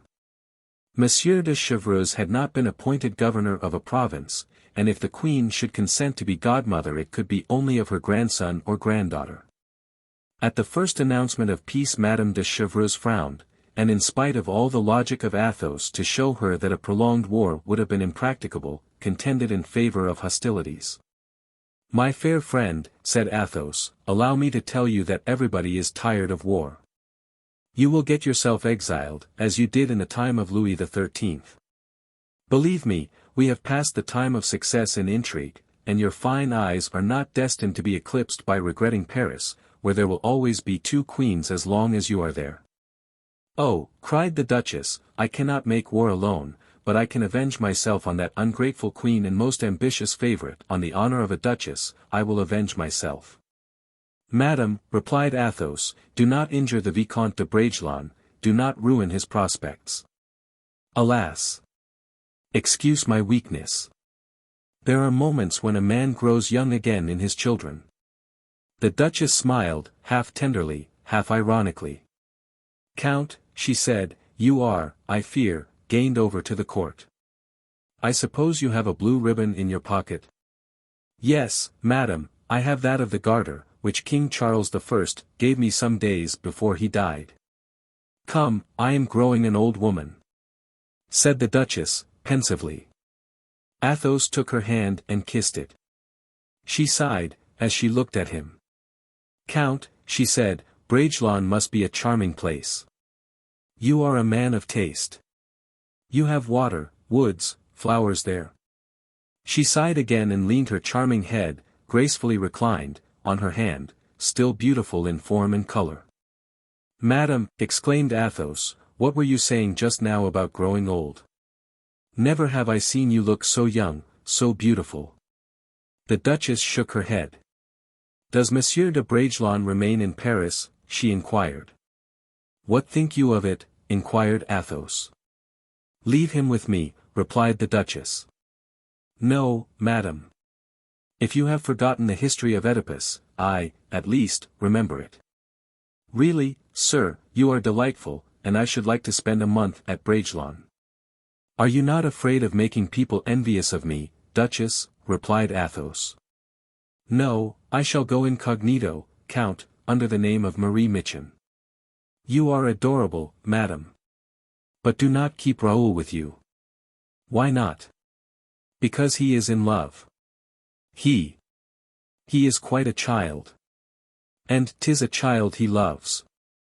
Athos became thoughtful. "You are right, duchess. This singular passion for a child of 7 may some day make him very unhappy. There is to be war in Flanders. He shall go thither. And at his return you will send him to me. I will arm him against love." "Alas, madam," exclaimed Athos, "today love is like war, the breastplate is becoming useless." Raoul entered at this moment. He came to announce that the solemn entrance of the king, queen, and her ministers was to take place on the ensuing day. The next day, in fact, at daybreak, the court made preparations to quit Saint-Germain. Meanwhile, the queen every hour had been sending for D'Artagnan. "I hear," she said, "that Paris is not quiet. I am afraid for the king's safety. Place yourself close to the coach door on the right." "Reassure yourself, madam, I will answer for the king's safety." As he left the queen's presence, Bernouin summoned him to the cardinal. "Sir," said Mazarin to him, "an emeute is spoken of in Paris. I shall be on the king's left, and as I am the chief person threatened, remain at the coach door to the left." "Your eminence may be perfectly easy," replied D'Artagnan, "they will not touch a hair of your head." "Deuce take it." He thought to himself, "How can I take care of both? Ah! Plague on't, I will guard the king and Porthos shall guard the cardinal." This arrangement pleased every one. The queen had confidence in the courage of D'Artagnan, which she knew, and the cardinal in the strength of Porthos, which he had experienced. The royal procession set out for Paris. Guitant and Comminges, at the head of the guards, marched first. Then came the royal carriage, with D'Artagnan on one side, Porthos on the other, then the Musketeers, for 22 years staunch friends of D'Artagnan. During 20 he had been lieutenant, their captain since the night before. The cortège proceeded to Notre Dame, where a Te Deum was chanted. All Paris were in the streets. The Swiss were drawn up along the road, but as the road was long, they were placed at 6 or 8 feet distant from each other and 1 deep only. This force was therefore wholly insufficient, and from time to time the line was broken through by the people and was formed again with difficulty. Whenever this occurred, although it proceeded only from goodwill and a desire to see the king and queen, and looked at D'Artagnan anxiously, Mazarin, who had dispensed 1,000 louis to make the people cry "Long live Mazarin," and who had accordingly no confidence in acclamations bought at 20 pistoles each, kept one eye on Porthos. But that gigantic body guard replied to the look with his great bass voice, "Be tranquil, my lord," and Mazarin became more and more composed. At the Palais Royal, the crowd, which had flowed in from the adjacent street, was still greater. Like an impetuous mob, a wave of human beings came to meet the carriage and rolled tumultuously into the Rue Saint-Honoré. When the procession reached the palace, loud cries of "Long live their majesties" resounded. Mazarin leaned out of the window. 1 or 2 shouts of "Long live the cardinal" saluted his shadow, but instantly hisses and yells stifled them remorselessly. Mazarin turned pale and shrank back in the coach. "Low-born fellows," ejaculated Porthos. D'Artagnan said nothing, but twirled his moustache with a peculiar gesture which showed that his fine Gascon humor was awake. Anne of Austria bent down and whispered in the young king's ear. "Say something gracious to Monsieur D'Artagnan, my son." The young king leaned toward the door. "I have not said good morning to you, Monsieur D'Artagnan," he said, "nevertheless, I have remarked you. It was you who were behind my bed curtains that night. The Parisians wished to see me asleep. And if the king permits me," returned the Gascon, "I shall be near him always when there is danger to be encountered." "Sir," said Mazarin to Porthos, "what would you do if the crowd fell upon us?" "Kill as many as I could, my lord." "Hem! Brave as you are and strong as you are, you could not kill them all." "'Tis true," answered Porthos, rising on his saddle, in order that he might appraise the immense crowd, "there are a lot of them." "I think I should like the other fellow better than this one," said Mazarin to himself, and he threw himself back in his carriage. The queen and her minister, more especially the latter, had reason to feel anxious. The crowd, whilst preserving an appearance of respect and even of affection for the king and queen regent, began to be tumultuous. Reports were whispered about, like certain sounds which announce, as they whistle from wave to wave, the coming storm, and when they pass athwart a multitude, presage an emeute. D'Artagnan turned toward the Musketeers and made a sign imperceptible to the crowd, but very easily understood by that chosen regiment, the flower of the army. The ranks closed firmly in and a kind of majestic tremor ran from man to man. At the Barrière des Sergents the procession was obliged to stop. Comminges left the head of the escort and went to the queen's carriage. And questioned D'Artagnan by a look. He answered in the same language. Proceed, she said. Comminges returned to his post. An effort was made and the living barrier was violently broken through. Some complaints arose from the crowd and were addressed this time to the king as well as the minister. "Onward!" cried D'Artagnan, in a loud voice. "Onward!" cried Porthos. But as if the multitude had waited only for this demonstration to burst out, all the sentiments of hostility that possessed it exploded simultaneously. Cries of "Down with Mazarin!" "Death to the cardinal!" resounded on all sides. At the same time through the streets of Grenelle, Saint-Honoré, and Du Coq, a double stream of people broke the feeble hedge of Swiss guards and came like a whirlwind even to the very legs of Porthos's horse and that of D'Artagnan. This new eruption was more dangerous than the others, being composed of armed men. It was plain that it was not the chance combination of those who had collected a number of the malcontents at the same spot, but a concerted organized attack. Each of these mobs was led by a chief, one of whom appeared to belong, not to the people, but to the honorable corporation of mendicants, and the other, notwithstanding his affected imitation of the people, might easily be discerned to be a gentleman. Both were evidently stimulated by the same impulse. There was a shock which was perceived even in the royal carriage. Myriads of hoarse cries, forming one vast uproar, were heard, mingled with guns firing. "Ho! Musketeers!" cried D'Artagnan. The escort divided into two files. One of them passed around to the right of the carriage, the other to the left. One went to support D'Artagnan, the other Porthos. Then came a skirmish, the more terrible because it had no definite object. The more melancholy, because those engaged in it knew not for whom they were fighting. Like all popular movements, the shock given by the rush of this mob was formidable. The musketeers, few in number, not being able, in the midst of this crowd, to make their horses wheel around, began to give way. D'Artagnan offered to lower the blinds of the royal carriage, but the young king stretched out his arm, saying, "No, sir. I wish to see everything.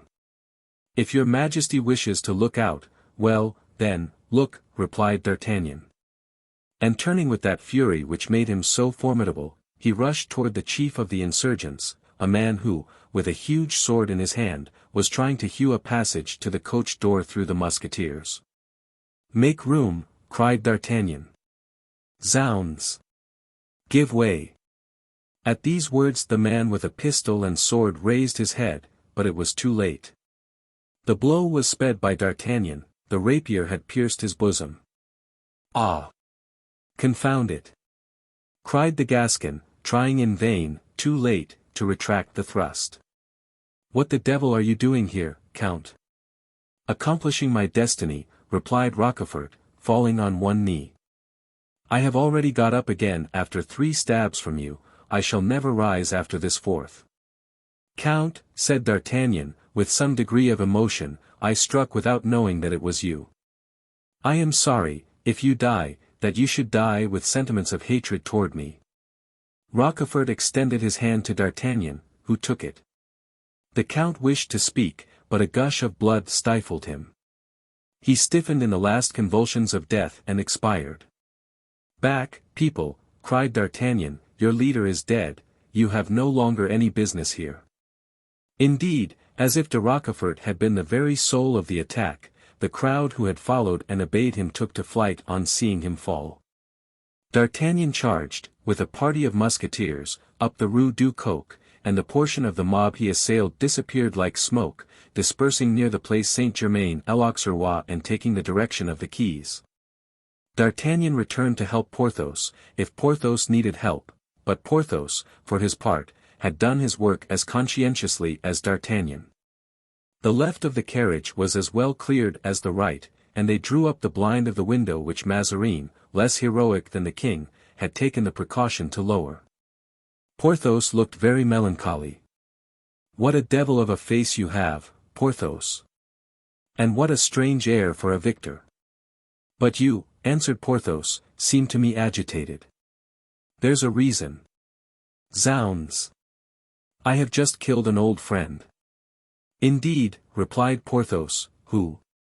That poor Count de Rochefort. Well. Exactly like me. I have just killed a man whose face is not unknown to me. Unluckily, I hit him on the head and immediately his face was covered with blood. And he said nothing as he died? Yes. He exclaimed, "Oh." I suppose, answered D'Artagnan, laughing, if he only said that, it did not enlighten you much. Well, sir, cried the queen. Madam, the passage is quite clear and your majesty can continue your road. In fact, the procession arrived, in safety at Notre Dame, at the front gate of which all the clergy, with the coadjutor at their head, awaited the king, the queen and the minister, for whose happy return they chanted a Te Deum. As the service was drawing to a close a boy entered the church in great excitement, ran to the sacristy, dressed himself quickly in the choir robes, and cleaving, thanks to that uniform, the crowd that filled the temple, approached Bazin, who, clad in his blue robe, was standing gravely in his place at the entrance to the choir. Bazin felt someone pulling his sleeve. He lowered to earth his eyes, beatifically raised to heaven, and recognized Fouquet. "Well, you rascal, what is it? How do you dare to disturb me in the exercise of my functions?" asked the beadle. "Monsieur Bazin," said Fouquet, "Monsieur Maillard, you know who he is, he gives holy water at Saint Eustache." "Well, go on." "Well, he received in the scrimmage a sword stroke on the head. That great giant who was there gave it to him." "In that case," said Bazin, "he must be pretty sick. So sick that he is dying, and he wants to confess to the coadjutor, who, they say, has power to remit great sins. And does he imagine that the coadjutor will put himself out for him? To be sure, the coadjutor has promised." "Who told you that?" "Monsieur Maillard himself." "You have seen him, then?" "Certainly, I was there when he fell." "What were you doing there?" "I was shouting, 'Down with Mazarin! Death to the cardinal! The Italian to the gallows!' Isn't that what you would have me shout?" "Be quiet, you rascal," said Bazin, looking uneasily around. "So that he told me, that poor Monsieur Maillard, go find the coadjutor, Fouquet, and if you bring him to me you shall be my heir." "Say, then, Father Bazin, the heir of Monsieur Maillard, the giver of holy water at Saint Eustache." "Hey! I shall have nothing to do but to fold my arms. All the same, I should like to do him that service. What do you say to it?" "I will tell the coadjutor," said Bazin. In fact, he slowly and respectfully approached the prelate and spoke to him privately a few words, to which the latter responded by an affirmative sign. He then returned with the same slow step and said, "Go and tell the dying man that he must be patient. Monseigneur will be with him in an hour." "Good," said Fouquet, "my fortune is made." "By the way," said Bazin, "where was he carried?"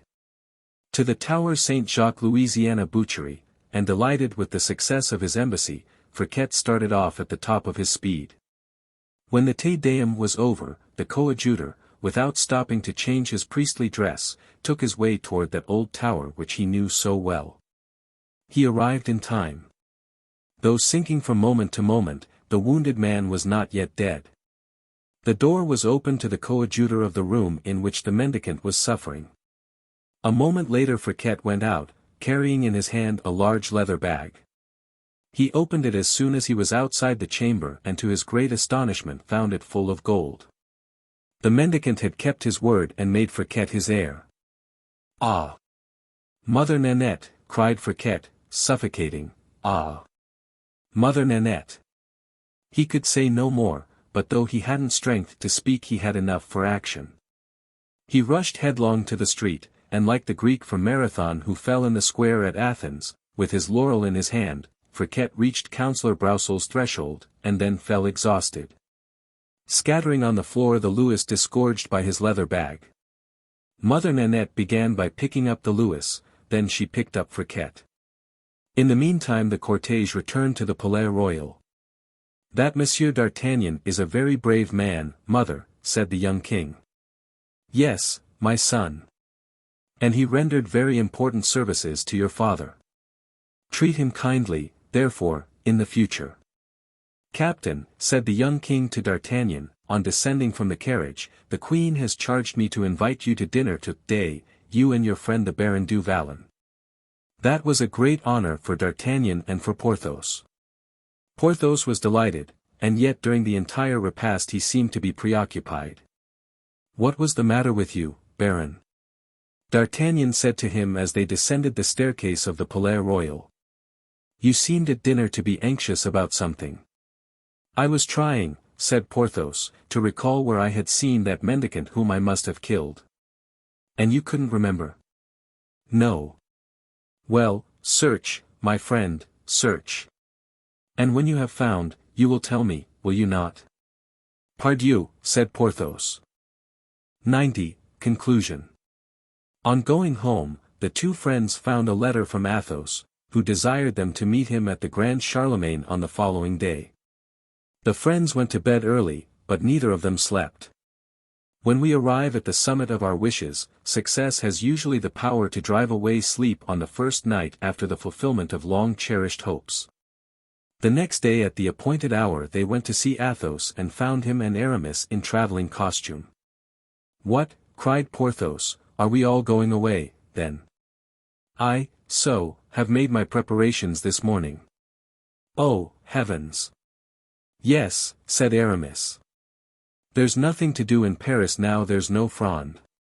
The Duchess de Longueville has invited me to pass a few days in Normandy, and has deputed me, while her son is being baptized, to go and prepare her residence at Rouen. After which, if nothing new occurs, I shall go and bury myself in my convent at Noisy-le section. And I, said Athos, am returning to Bragelonne. You know, dear D'Artagnan, I am nothing more than a good honest country gentleman. Raoul has no fortune other than I possess, poor child. And I must take care of it for him, since I only lend him my name. And Raoul, what shall you do with him? I leave him with you, my friend. War has broken out in Flanders. You shall take him with you there. I am afraid that remaining at Blois would be dangerous to his youthful mind. Take him and teach him to be as brave and loyal as you are yourself. Then, replied D'Artagnan, though I shall not have you, Athos, at all events I shall have that dear fair-haired head by me. And though he's but a boy, yet, since your soul lives again in him, dear Athos, I shall always fancy that you are near me, sustaining and encouraging me.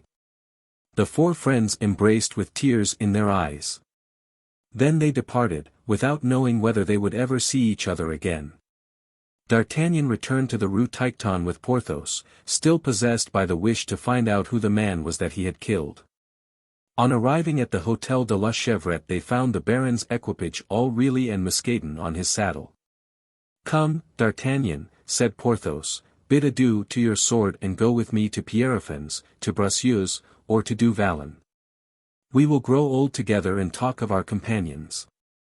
No, replied D'Artagnan, deuce take it, the campaign is going to begin, I wish to be there, I expect to get something by it. What do you expect to get? Why, I expect to be made Marechal of France. Ha! Ha! Cried Porthos, who was not completely taken in by D'Artagnan's gasconades. Come my brother, go with me, added D'Artagnan, and I will see that you are made a duke. No, answered Porthos, Mouston has no desire to fight, besides, they have erected a triumphal arch for me to enter my barony, which will kill my neighbors with envy. To that I can say nothing, returned D'Artagnan, who knew the vanity of the new baron. Then, here's to our next merry meeting. Adieu, dear captain, said Porthos, I shall always be happy to welcome you to my barony. Yes, when the campaign is over, replied the Gascon. His honor's equipage is waiting, said Mousqueton. The two friends, after a cordial pressure of the hands, separated.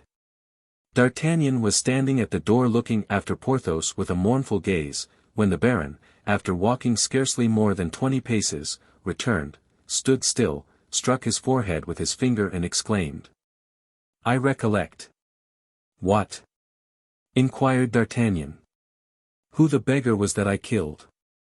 Ah! Indeed! And who was he? 'Twas that low fellow, Bonacieux. And Porthos, enchanted at having relieved his mind, rejoined Mousqueton, and they disappeared around an angle of the street. D'Artagnan stood for an instant, mute, pensive and motionless. Then, as he went in, he saw the fair Madeleine, his hostess, standing on the threshold. "Madeleine," said the Gascon, "give me your apartment on the first floor. Now that I am a captain in the Royal Musketeers I must make an appearance. Nevertheless, reserve my old room on the 5th story for me, one never knows what may happen." The End.